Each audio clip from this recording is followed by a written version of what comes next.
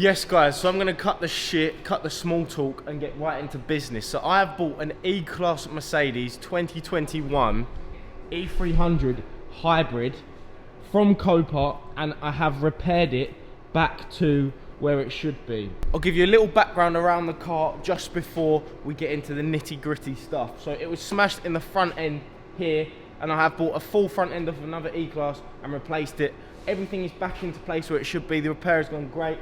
I've changed the airbags and the dashboard, the seat belts, the SRS is done, the headlights are coded, everything is ready, and the car should basically start. But we have a little problem. Let me get inside it and show you what's happening. Little problem, the battery's actually not connected, and I'm not gonna reconnect it now because we've been working on it and try and diagnose it. But what happens, I'll talk you through it. So you sit in there, put your foot on the brake, go to start the car, and it comes up, vehicle will not start, 48 volt battery problem, 12 volt battery problem.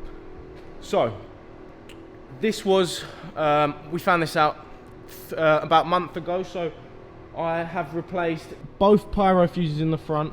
I've replaced the 48 volt battery, you can see, got one there, the AC-DC converter and the module on top. I've replaced the 12 volt battery in the back, and I've replaced so many of the fuses because that's what I thought the problem might be, but still no luck. What it's saying is that there is no power coming out of the battery. It's going in, but it's not coming out. And then we put on a, forgive me, I don't know what the name is, just check what the voltage is. And basically we're getting 48 volts, and it's going down, and it's just going like this. So obviously there's some sort of disruption from that battery to the starter alternator, because this is a hybrid. The way it starts is the 48 volt battery powers the starter motor, which then starts the car. It's not your standard stop-start system, which if it was, oh my god, it would be so much better. See, I have a bit of a bone to pick with the 48 volt system. I think it's just bullshit, really. I hate the way that it starts cars because it gives issues like this. And another little bone that I want to pick is that a problem I've found that Mercedes should sort out is, so this battery here, which is a lithium battery, which is the battery that powers the startup of the vehicle.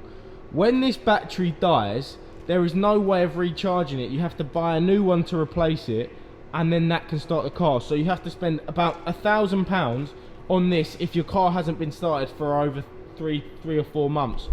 Because this car was crashed start of the year, and it wasn't started for a period of time while it was damaged, obviously, because it couldn't start.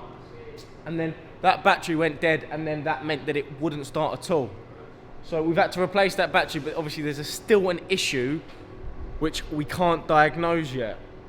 I've had various people look at the car, and I've actually got 2 guys who are looking at it at the moment who are very, very qualified in hybrid Mercedes vehicles.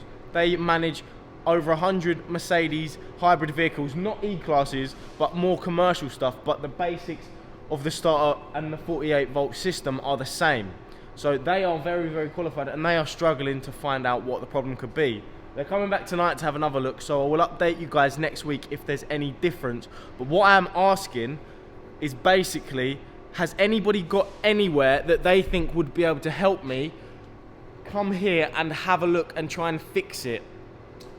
Let me go through the problem again. There is no power coming out of the 48 volt battery to the starter and alternator, so the car will not start. That is all there is left to do it. There is no broken wires, there's nothing wrong with any of the circuits. All the circuits are okay. There's simply a problem with that battery there.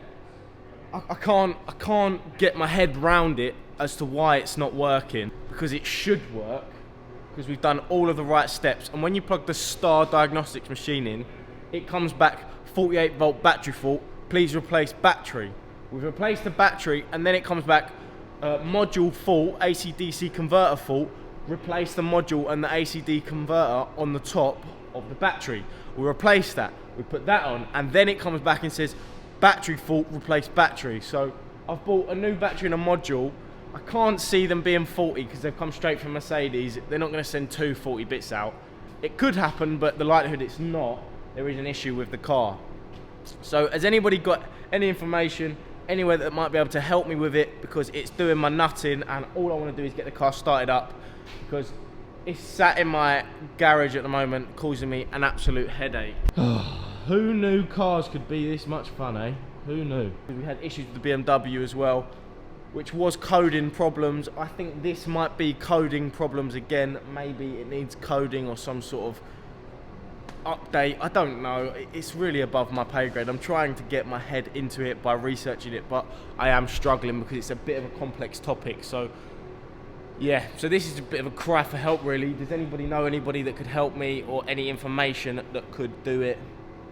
Because it's doing my nutting. So it's only a little short one today, just to try and raise some awareness, get a bit of charity. I'm joking, I don't want charity. I will pay whatever it costs to get it fixed.